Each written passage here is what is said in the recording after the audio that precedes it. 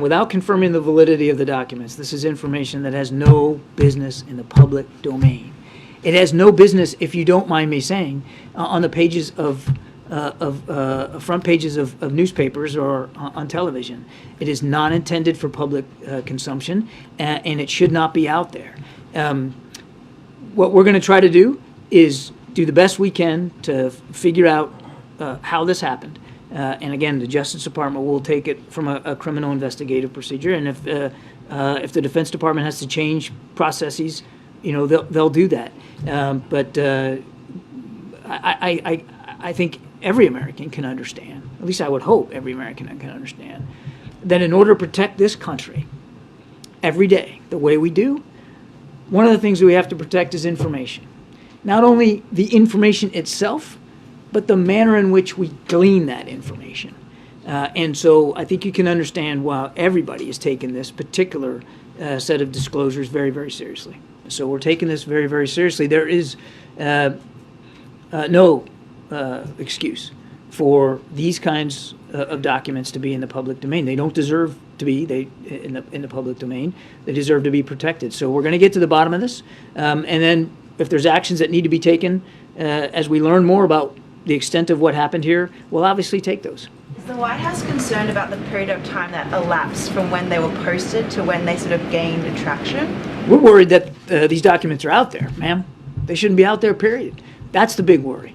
And in trying to figure out how that happened. And I'm sure as a part of that, the timeline will be looked at as well. But the main concern is that they're out there, period. They don't need to be, shouldn't be. Absolutely shouldn't be in the public domain.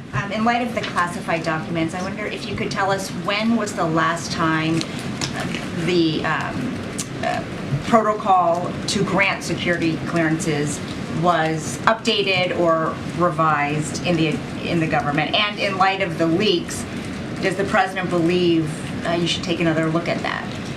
I think the Department of Defense has already started to take a look at distribution, for instance, at the Pentagon. I'll let them speak to that. I don't know the answer to your question on protocols for who is or who is not granted security clearances. There is already in place and remains in place a very diligent, deliberate effort to manage security clearances, and sometimes we get knocked because it takes a little too long for people's clearances to get approved because the process is so careful and deliberate. I think, to your question, I think we just need to be careful right now speculating or guessing what might be behind or who might be behind what looks like a potential leak here of classified information. So we need to let the process sort of bear itself out. So are you saying there's a question over whether this was a leak by someone who had access to the materials? I'm saying we don't know, which is why I'm going to, I think